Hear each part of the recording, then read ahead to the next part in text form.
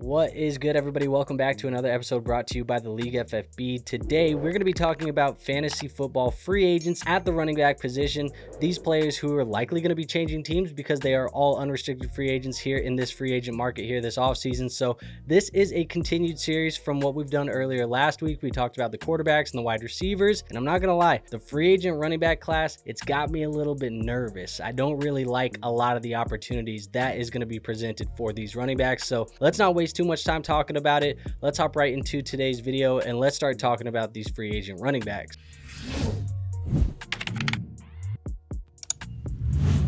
All right, so as we hop into the potential free agent running back market, I think that we need to look at a couple of variables. The first thing that I'm going to be looking at is going to be opportunity. You want to look at depth charts and you want to see which teams could potentially use the upgrade at the running back position. And when I was doing that, these 15 teams are the teams that I felt like could use a running back upgrade on their depth chart just based off of players that are already free agents on their roster and or just underperforming players on that depth chart entirely. I think the Kansas City Chiefs, the Cowboys, the Vikings, the Raiders, the Giants, the Broncos, the Arizona Cardinals, the New Orleans Saints, the Cleveland Browns, the Chicago Bears, the Los Angeles Chargers, the Cincinnati Bengals, the Pittsburgh Steelers, the Washington Commanders, and the Carolina Panthers potentially fit this as teams that could use a running back upgrade. But when we're looking at teams that could use the upgrade, how likely is that to actually happen? You need to look at salary cap and you need to look at actual contracts that are on those rosters. And when I'm doing that, these teams specifically, I think need to be eliminated. The Arizona Cardinals, I think what they have right now in James Conner and Trey Benson, although there is definitely room for argument that Trey Benson is not the player that they thought he was when he was drafted, because last year he didn't really show up, even though the depth chart behind James Conner was pretty mediocre. I think that they still rolled out the dice with those two guys next year. The New Orleans Saints do not have cap space at the moment, negative $47 million. Obviously, there's a chance that they could upgrade the position in the draft, and that would cost them a lot less than a free agent. So I think that that's a potential for them. But as far as the free agent market goes, I don't think that they're a team that's really going to be looking for the upgrade. And then the Cleveland Browns, they're also a team that's pretty bad against the cap right now, negative $24 million. Nick Chubb is a free agent. Jerome Ford is on the roster. This is probably a team that could use an upgrade at the running back position, but that could probably be via the NFL draft. So what does that leave us for the actual market, the potential market here, the true market? I think that's going to be the Chiefs, the Vikings, the Steelers, the Washington Commanders, the Denver Broncos, the Carolina Panthers, the New York Giants, the Chicago Bears, the Los Angeles Chargers, the Dallas Cowboys, the Las Vegas Raiders, and the Cincinnati Bengals. Now, full disclosure here and a true disclaimer, I think all of these teams could and probably should upgrade their team through the draft, because this rookie running back class is so much better than the free agent market that I think the teams that do end up upgrading in free agency instead of the draft are probably going to be in a better spot. But there's a chance that some of these teams add both a free agent running back and a rookie running back, and I think we'll talk about that a little bit later. So let's talk about the top player currently that I have in the free agent market, at least according to Spotrac. When you're looking at this, you gotta look at Najee Harris of the Pittsburgh Steelers. 26 years old, going to be 27 years old in this upcoming season. Average market value, or his average annual salary that he's supposed to see, is $9.2 million. That's a 3-year, $27 million projected market value. Now, similar players that have got that type of contract would be Tony Pollard, Devin Singletary, David Montgomery, Josh Jacobs. And of all of the free agent running backs in this actual market, I think he's the only one who's guaranteed to go to a new team, or go to his remaining team, but basically go to a new team and be guaranteed a starting job. Everybody else that we're going to talk about today could potentially come on a smaller contract as a depth or a complementary piece. I think Najee Harris is the only one worthy of a multi-year deal that could be the #1 running back in that backfield for the next couple of seasons. So when I'm looking at potential teams and teams that I think should go after Najee Harris, or who are likely to go after Najee Harris, I'm going to give you guys each a primary and a secondary option for each player. My primary option for Najee Harris is going to be the Las Vegas Raiders. I think the Las Vegas Raiders, even though as a team probably don't need to be spending money on a running back, you see what happened last year when they got rid of Josh Jacobs and how that affected this roster. Pete Carroll, obviously we know coming in as the coach for the Las Vegas Raiders, likes to run the ball, establish the run, and who better than the best free agent running back on the market than Najee Harris, somebody who's capable of seeing all 3 downs, can do enough in the receiving game, and definitely does enough between the tackles that you can just give him the bulk load of the carries. Yes, this is going to be a team that could potentially be looking at Ashton Jeanty, but I think that pick that they have there in the NFL draft is more likely or better used on a different position than a running back. Grab Najee Harris, then just give him a boatload of carries and run his legs into the ground over the next couple of seasons. That's just the nature of the NFL and the running back position right now, but once you get to a different point, you can draft another running back, just replace Najee Harris, and keep building this team up using that draft pick and that draft capital on other positions on the defensive side of the ball and maybe at a wide receiver. So yeah, I think the Las Vegas Raiders, even though it's probably not the sexiest landing spot, it's probably one of the most ideal, not to mention that the Raiders are second in cap space right now, so they do have some money to spend. Now, my secondary option for Najee Harris, and I think an option that probably makes some sense, is going to actually be the Chicago Bears. Now, the Chicago Bears currently sit at 4th best in free agent cap space, $78 million right now, and we know that Ben Johnson, coming over from the Detroit Lions, kind of has this affinity for running a duo backfield type of system. I think assuming that Chicago has the cap space to spend, they also kind of have their wide receiver position figured out, the quarterback position figured out. Obviously, the offensive line is a major issue that they need to work on. But yes, they could do that in the NFL draft and then sign Najee Harris to kind of be the David Montgomery and have DeAndre Swift be the Jahmyr Gibbs in the Chicago Bears system if he wants to run that double back system. So I do think that this makes some sense for Najee Harris. It would probably be a good situation for him too, to not necessarily give him 100% of the carries. Kind of would be somewhat similar to what he already saw in Pittsburgh with Jaylen Warren, but I think this would probably be a little bit more efficient and obviously a much more talented backfield. So Najee Harris going to the Chicago Bears to be the David Montgomery type of running back in this system, I think that makes a ton of sense, especially considering the cap space that the Bears are working with this offseason. So let's move on to our next guy. The next guy we're going to be talking about is going to be Javonte Williams for the Denver Broncos. Now, he's obviously a free agent right now too, 24 years old, $6.9 million is the average annual salary that they're expecting, and the market value here says 3 years for $20 million. I do not expect that to be the market for Javonte Williams. Just being completely honest, he feels like a player that's going to get a 1-year prove it deal, or maybe a 1-year prove it plus type of deal where there's some incentive money in there as well. But Javonte Williams, a former 2nd round pick, a player that I really liked a while back when he was drafted there in 2021, just got unlucky in his NFL career. Obviously had the knee injury, it just tore everything up, and it hasn't really been the same since. He hasn't really had a lot of luck on his rookie contract. Similar players who have got contracts like this would be Chuba Hubbard, Devin Singletary, DeAndre Swift, James Conner. But like I said, I don't think he's actually going to get that type of market, especially with the rookie running back class being the way it is. So when I'm looking at these 1-year deals, or maybe even a 2-year deal where Javonte Williams can go in and be a complementary back in this backfield, maybe the 1A, 2A, 1B is a rookie running back in their backfield, I think one of the best situations for him would be the Dallas Cowboys. Now, the Dallas Cowboys, they're not really working with a ton of cap space. Actually, right now, still probably going to have to try and figure a little bit out as far as the cap space goes. But if he's on a 1-year deal, you know that this is a landing spot where they need the running back help. They need to have a guy to get in there and kind of help this offense, because last year with Rico Dowdle, it wasn't necessarily the best run game ever. Obviously, Javonte Williams may or may not be that much of an upgrade to what Rico Dowdle did last year. I have to think that the potential for Javonte Williams is better than that. But if you have Javonte on this team with potentially a later rookie running back, one that you could maybe get in the 4th or the 5th round, I think this is maybe a little bit of a better situation for Dallas, instead of using, you know, that number 1 or that 1st round pick on a potential player like Ashton Jeanty, which, yes, that's going to be very sexy for you as far as Jerry Jones and headlines go, but at the end of the day, I don't think that that actually helps the team as much as maybe just getting some depth running backs and a late round rookie pick, and also just building that roster back up on the defensive side of the ball and on the offensive line, especially after losing a guy like Zach Martin. Now, the other landing spot that I do think makes sense is going to be back to the Las Vegas Raiders. Like I said, they've been missing the running back position. Basically, last year was Zamir White and Alexander Madison and all these other bodies that they were throwing in there, Sincere McCormick and Dylan Lawabe and all these other guys. Doesn't really matter. They need an actual running back, and I think this is a team that could add multiple running backs this offseason. But like I've said, Pete Carroll wants to run the football. I think he's going to try and establish the run, and a guy like Javonte Williams is kind of a cheap upside type of swing, and he does kind of remind me a little bit of Kenneth Walker, at least early days of Javonte Williams before the injury. He did remind me of Kenneth Walker.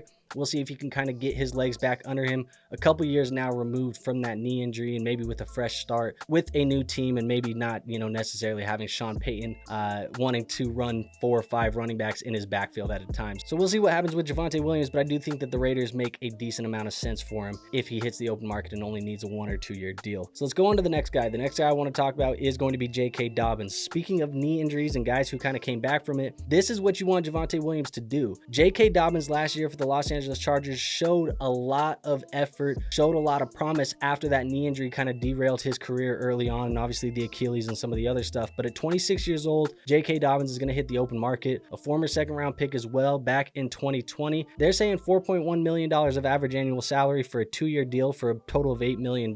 Similar players would be Cam Akers, Cordero Patterson, Nick Chubb, Jeff Wilson. I think when I'm looking at a guy like J.K. Dobbins, there really isn't a ton that makes sense to me. The one that makes the most sense is just coming back here with Greg Roman, Jim Harbaugh, and running it back in Los Angeles. Obviously, it worked out well last year. Greg Roman's kind of had J.K. Dobbins back throughout the majority of his career, and I think if you put him back in this backfield, you can still draft a rookie running back to be the future running back of this franchise. But you've already seen that J.K. Dobbins can do enough. I think you bring him back and you let him keep running in this backfield until your rookie running back is ready. Now, if he does go into the open market and maybe the Chargers do want to use a 1st or a 2nd round pick on a running back and kind of just go with the bell cow for the young guy, I do think a secondary option would be the Pittsburgh Steelers. Like we mentioned, they're losing Najee Harris. They do kind of like to have that 2 running back system, and Jaylen Warren is a restricted free agent this offseason. I think that they're going to tender him and probably bring him back. So they need kind of that thunder to go with the lightning of Jaylen Warren again. I think J.K. Dobbins could be the thunder in an Arthur Smith offense where they want to run 2 running backs and they need that early down grinder. I think J.K. Dobbins could be that. And for the Pittsburgh Steelers, he would still be on a contending type of roster that was playing in a playoff game last year. I think the Steelers make some sense, and he could definitely be that complementary piece to Jaylen Warren. So let's go to the next guy. The next guy is going to be Aaron Jones of the Minnesota Vikings, one of the oldest running backs in this free agent market. 30 years old for Aaron Jones, coming off of one of his better years of his career as of lately with the Minnesota Vikings. Obviously, this is a guy who's dealt with some injuries as well. They're projecting $5.6 million in average annual salary, only being a 1-year deal. I think at this point in time, at his age, Aaron Jones is kind of just going to be a 1-year contract type of guy that you're going to reevaluate every single season. Similar players here would be guys like Gus Edwards, Austin Eckler, Raheem Mostert, Derrick Henry. I think Aaron Jones makes some sense to kind of be in that type of market. When I'm looking at teams that make sense for Aaron Jones, I think they just run it back in Minnesota, man. I think Minnesota is probably going to be using a day 2 pick on a running back. If they do, that would be ideal, because I do think you need to kind of beef up this running back room outside of Aaron Jones, but he did enough last year. He's talked about how much he likes playing for the Minnesota Vikings and how much fun he had last year. I think that there is equal incentive on both sides to want to try and run this one back, especially if we're talking about a cheap $5 million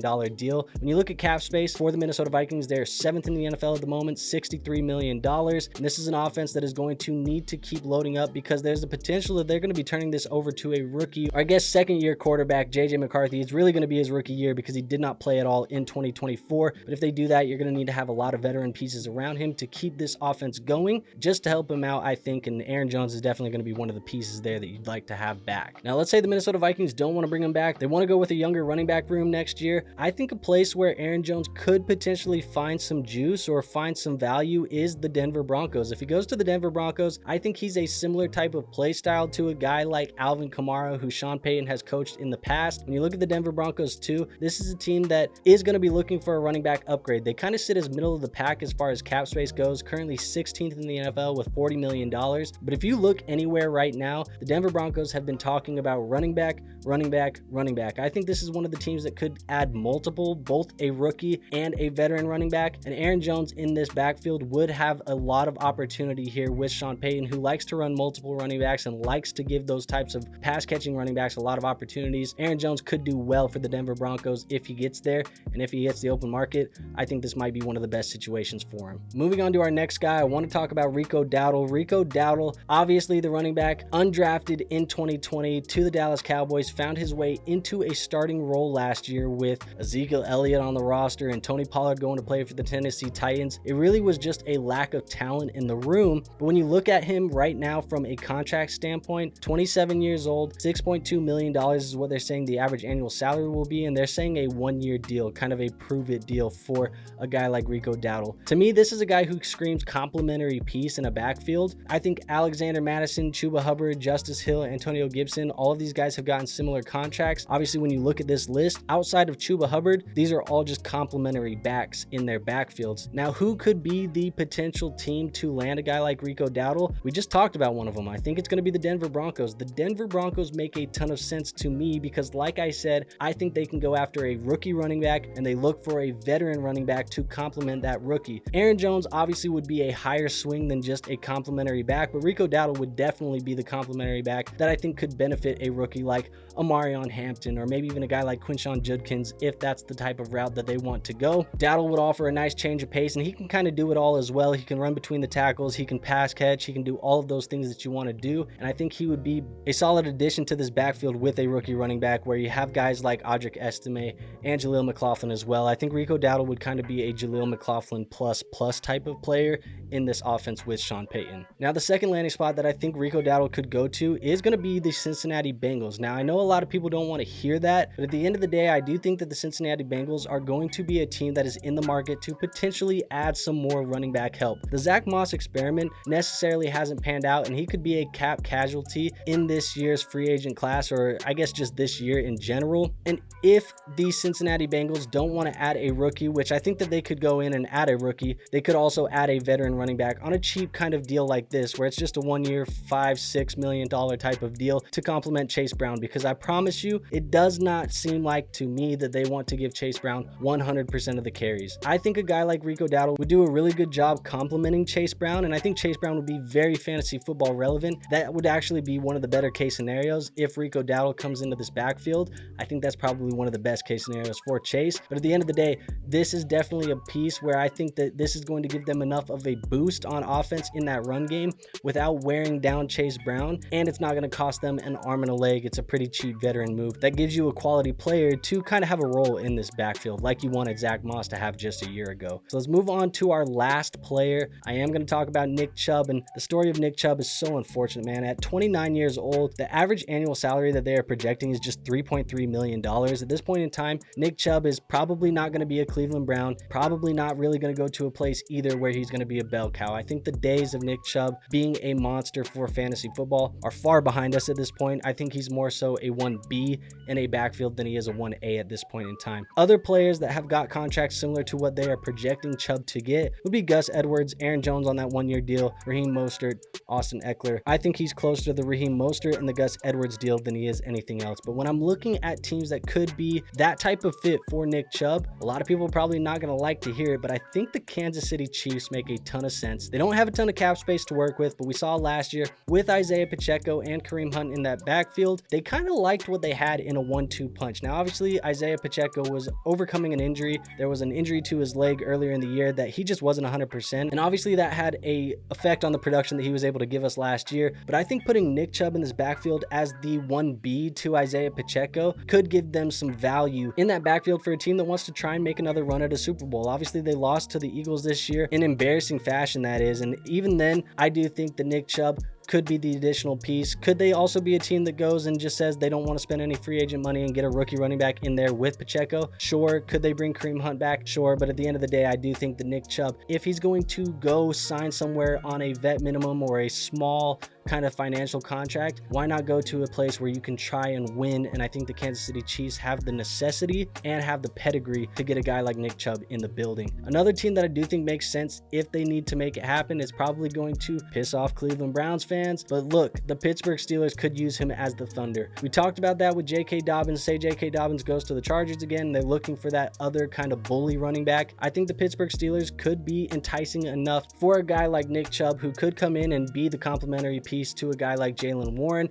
with maybe a rookie running back in that system as well. There's a lot of opportunities for a guy like Nick Chubb to come in and be a role player, but I think for fantasy football, when we're looking at role players with ideal situations where you could have fantasy football relevance and have some quality touches that are going to equal fantasy football points, I think the Pittsburgh Steelers and the Kansas City Chiefs make a ton of sense. And like I said, Arthur Smith, we know how much he likes to run the football. He used to run the football a ton with Derrick Henry, Bijan Robinson, Tyler Algier, all of these other guys that they had. Maybe Nick Chubb is going to be one of the next guys that gets a decent workload of carries from Arthur Smith. So that really is it for all of the running backs I think that we're going to have. Again, kind of a disclaimer here. I do think that this rookie running back class is going to be a major problem for the free agent market in general. I think a lot of these guys aren't going to get the money that they want because of how good that rookie running back class is. I think this is probably a running back class where if you currently roster some of these free agent running backs and there are people in your league that have hope that these guys can go be starters somewhere else, I think at this point I'm probably trying to move most of them. I wouldn't really want to be holding on to any of these guys. Like I said, the only guy I have confidence is probably going to get a multi-year deal and be the starter in those multiple seasons is Najee Harris. Other than that, I just have no faith in really any of these other guys with the rookie running back class coming in, because I think that you're going to be able to get some starters in day 2,